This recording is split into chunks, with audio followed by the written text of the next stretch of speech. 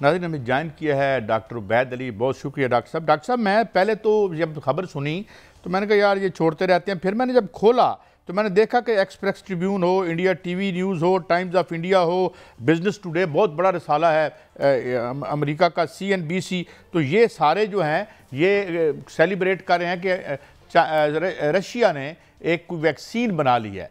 क्या उन्होंने कोई अपनी ये पेपर शेयर किया है या क्या है आपके पास, और आप कितना क्रेडिबल समझते हैं इसको, जनाब उबैद अली साहब?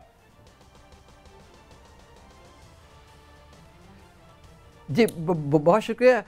ये ख़बर फ्लश हुई है, सबने पढ़ी इस खबर को, लेकिन ख़बर से पहले जो इम्पोर्टेंट बात है कि जो इसमें मेथडोलॉजी उन्होंने बताई है मैसेंजर RNA की वैक्सीन बनाने की, और वो कैंसर से ट्रीट कर देगी, इसमें बहुत सारी बातें अभी मालूम नहीं है, जो पब्लिश भी नहीं है साइंटिफिक जर्नल्स के अंदर। जो उन्होंने रशिया का जो क्लेम है कि हम ऐसा इंजेक्शन बना रहे हैं जो सारे कैंसर ट्रीट कर देगा, तो प्रैक्टिकली सारे कैंसर एक मैसेंजर RNA की बनाई हुई प्रोडक्ट से ट्रीट हो जाएगी, ये एक सवाल है। दूसरी बात है, हम इसको वैक्सीन कह रहे हैं।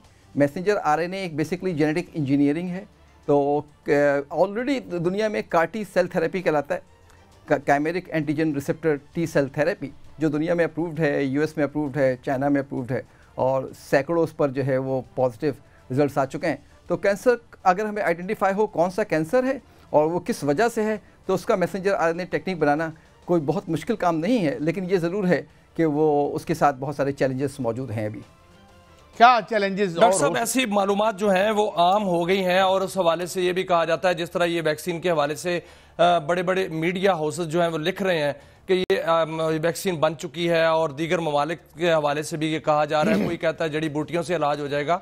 तो क्या ऐसे इलाज मुमकिन है कैंसर्स के? दूसरा, ये जो मैसेंजर बेस्ड जो है, ये RNA बेस्ड ये है, जो तास उनकी न्यूज़ एजेंसी है, उन्होंने मालूमात दी है क्या, और आर्टिफिशियल इंटेलिजेंस के जरिए जो है इसको कंट्रोल किया जाएगा? क्या ये दिमागों को कंट्रोल करने का मंसूबा तो नहीं?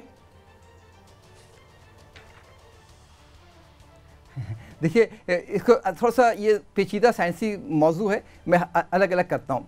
आपका जो जिस्म है वो बना हुआ है सेल से, सेल के अंदर जो है वो न्यूक्लियस है, यानी हर सेल के अंदर उस न्यूक्लियस में क्रोमोसोम्स हैं, क्रोमोसोम्स के ऊपर जो है आपका वो DNA है, और DNA के ऊपर जीन है, और जीन को तोड़कर जो बनता है वो है मैसेंजर RNA। तो अब हम ये कह रहे हैं कि मैसेंजर RNA जो है वो हमने बना लिया है, और वो कैंसर जो पैदा कर रहा है उसको सही कर देगा। तो कैंसर किस जगह पे ख़राब हुआ है, ये एक बहुत बड़ा सवाल है। अब ये जो बात है कि मीडिया में पब्लिश हो रहा है, तो मीडिया में बहुत सारी चीज़ें पहले भी पब्लिश हुई हैं, और बहुत रिलायबल मीडिया में पब्लिश हुई हैं। जब आप प्री कोविड देखें, या कोविड के दौरान देखें, या पोस्ट कोविड देखें, तो वो साइंटिफिक एविडेंसेस में जब तक हमें ये नहीं पता हो कि कोई चीज़ क्यों हो रही है और कैसे हो रही है, उसका एविडेंस क्या है, वो बहुत अहम है। ये क्लेम करना कि एक ही मैसेंजर RNA की वैक्सीन के ज़रिए हम कैंसर ट्रीट कर देंगे, ये पहला सवाल वैक्सीन की डेफिनेशन के ऊपर है। वैक्सीन की डेफिनेशन जो है वो बॉडी के इम्यून सिस्टम को टैकल करने के लिए ज़िंदा मुर्दा वायरस या बैक्टीरिया को भेजना होता है। जेनेटिकल मटेरियल के नतीजे में इम्यून सिस्टम जो मॉड्यूलेट हो रहा है, ये पोस्ट कोविड हम कह रहे हैं वैक्सीन, ये वैक्सीन नहीं है, ये जेनेटिक इंजीनियरिंग है। और जेनेटिक इंजीनियरिंग के बहुत सारे काम जो है वो अमेरिका, चाइना में कामयाब हो चुके हैं, लेकिन फिलवक्त जो है जितना बड़ा क्लेम है, इतनी बड़ी इसके शवाहिद जो है वो साइंटिफिक जर्नल। लेकिन डॉक्टर साहब, क्या जड़ी बूटियों से कैंसर का इलाज मुमकिन है? लोग बाबों के पास जा रहे हैं, बहुत ज्यादा पैसे जो है वो खर्च कर रहे हैं, और इस हवाले से बहुत सी मालूमात जो है वो फिर रही है मीडिया पर, सोशल मीडिया पर। जड़ी बूटियों से कैंसर का इलाज मुमकिन है सर? काजी साहब, पता है ये इतना हसास मौजू है और इतना पेचीदा मौजू है कि आपको एक पूरा प्रोग्राम करना पड़ेगा। देखिए, मैं तो कह रहा हूँ कि ना, कैंसर का इलाज सोचने से भी मुमकिन है कि आप सोचते हैं कि मुझे कैंसर नहीं हो, तो बॉडी खुद ब खुद जो है आपके सोच के साथ चलती है और काम कर दे। लेकिन इस सोच को मैं प्रमोट नहीं कर सकता जब तक कि मेरे पास शवाहिद और मेरे पास ऐसी दलाइल मौजूद ना हो जो इसको रिप्रोड्यूसिबल कर सकें। तो यकीनी तौर पर आपकी बॉडी की अपनी क़ुव्वत कैंसर के ऊपर हावी होने की सलाहियत रखती है। ये बॉडी का अपना एक दिफाई निज़ाम है, लेकिन इस दिफाई निज़ाम की प्रमोशन के लिए, इस दिफाई निज़ाम को अपनाने के लिए हमें जो काम करना पड़ेगा और जो शवाहिद जमा करने पड़ेंगे, वो इस वक्त दुनिया में हमारे पास मौजूद नहीं है। यही मैं वो जो जड़ी बूटियाँ हैं इसके मामले में भी यही कहता हूँ। अच्छा डॉक्टर साहब, अभी कुछ दिन पहले एक चाइना के हवाले से बात आई थी, शुगर टाइप 1 के हवाले से कि उन्होंने ब्रेक थ्रू की है, वो ये कितना वेरीफाई हुआ ये जो क्लेम था, और क्या इसमें कोई ब्रेक थ्रू हुई है? देखिए मैसेंजर आरएनए ना एक बहुत बड़ा जो है इनकलाब भी है, जेनेटिकल इंजीनियरिंग। अगर काजी साहब आप देखें 1961 से या 47 से जीन के ऊपर गुफ्तगू जो है वो सरेआम गुफ्तगू शुरू हुई और 61 में हमने डीएनए और राइबोस, न्यूक्लिक एसिड वगैरह को पहचाना और अब आहिस्ता आहिस्ता उसके हम नीचे तक पहुंच गए। तो डीएनए टेक्नोलॉजी जो हमारी है या जो मैसेंजर आरएनए टेक्नोलॉजी है, ये इतनी ही ज़रखेज़ है जितनी आपकी एआई, आर्टिफिशियल इंटेलिजेंस। तो अभी मगर बहुत सारी बातें जो हैं वो महदूद हैं। बहुत सारी बीमारियों के लिए हमें वजह पता लग गई है कि इसकी वजह जो है ये जीन है, इस जीन में ये ख़राबी हो गई है, तो उस ख़राबी को सही कर दिया गया या उसको सपोर्ट दे दी गई या जेनेटिक इंजीनियरिंग को तब्दील कर दिया गया। ये इसका पहला स्टेज है। सेकंड स्टेज ये है कि उसके बाद जो मसाइल आएंगे, जैसे आपने देखा होगा अमेरिका में 4-5 लोगों को हमने ये पिक के अंदर वो पहले मॉड्यूलेट किया किडनी को और किडनी को ट्रांसप्लांट कर दिया इंसानों में। तो 3-4 लोग इंतकाल भी कर चुके हैं, लेकिन उसके बावजूद उन्होंने अपना काम नहीं छोड़ा और ट्रायल्स जारी हैं। अभी जो खातून है जिसको अक्टूबर में किया था, सितंबर-अक्टूबर में, वो हॉस्पिटल से वो घर जा भी चुकी है। तो वो जेनेटिकल मॉडलिंग में बहुत सारे चैलेंजेस हैं कि वो बाद में कैसे रिएक्ट करता है और जो सही आपकी जो जीन है उसको तो नुकसान नहीं पहुंचाएगा। जो आप मैसेज भेज रहे हैं बॉडी में, वो मैसेज बाद में कोई ख़राबी पैदा तो नहीं करेगी। ये एक बड़ा पेचीदा साइंसी मजमून है। कभी मौका दीजिएगा उसको। लेकिन डॉक्टर साहब आपको याद हो जब कोरोना आया था तो उस वक्त भी सबसे पहली जो वैक्सीन आई थी वो रूस से ही आई थी और उसके बाद चाइना ने भी इसका इलाज निकाला, फिर जो है वो यूरोप में गई, बरतानिया ने भी इलाज निकाला। तो हो सकता है कि जो कैंसर का इलाज है वो भी चाइना रूस से ही शुरू हो और चाइना से ज़ियाबतस का इलाज जो है वो शुरू हो।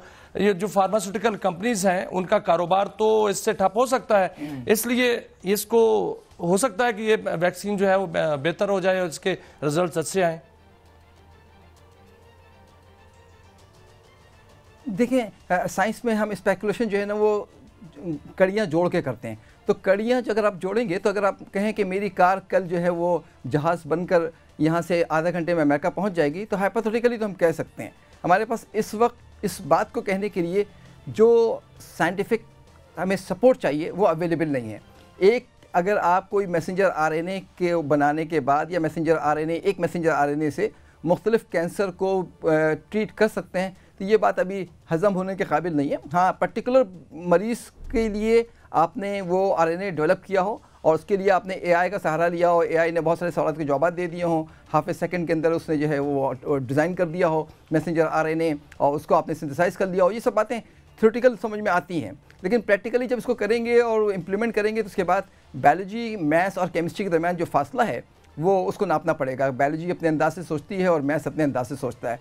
तो फिलवक्त मेरे पास बायोलॉजी और मैथ्स को इक्विलेट करने के लिए शवाहिद मौजूद नहीं है। अच्छा डॉक्टर साहब, एक और बात मैं ज़रा एक और लेवल से आपसे बात पूछना चाहता हूँ। पहले भी आपसे बात होती रहती है, बहुत बड़े ये फाइनेंशियल स्टेक्स हैं इस वक्त फार्मास्यूटिकल पे, बड़ा एतराज़ भी होता है पूरी दुनिया में और ये कहा जाता है कि नई चूँकि वो इन्वेस्टमेंट्स उनकी इन प्लेस होती हैं, उनके प्रॉफिट्स वापस नहीं आए होते जो कुछ वो मार्केट कर चुके हैं। तो ये जो R&D है, रिसर्च एंड डेवलपमेंट है, उसके रास्ते में ये खुद भी एक रुकावट है। कितना लैंड करते हैं क्रेडिबिलिटी आप इस एतराज़ को?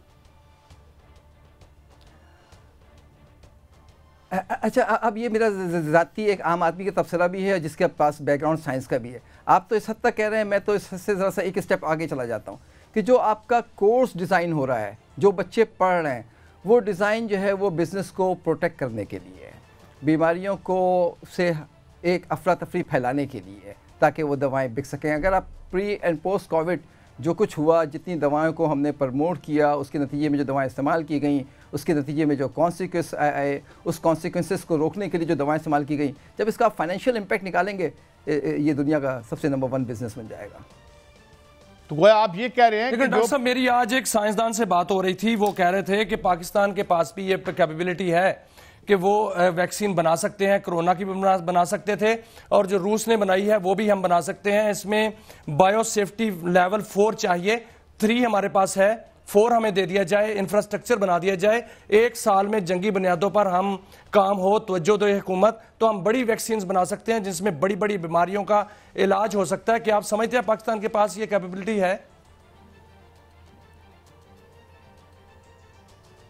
पाकिस्तान वैक्सीन बनाने में इस खित्ते में सफ़े अव्वल पे रहा है। पाकिस्तान वैक्सीन बनाता रहा है। आप जिस उम्र में हैं, मैं जिस उम्र में हूँ, हमारी बॉडी को जो वैक्सीन लगी है वो पाकिस्तान के NIH में बनी है।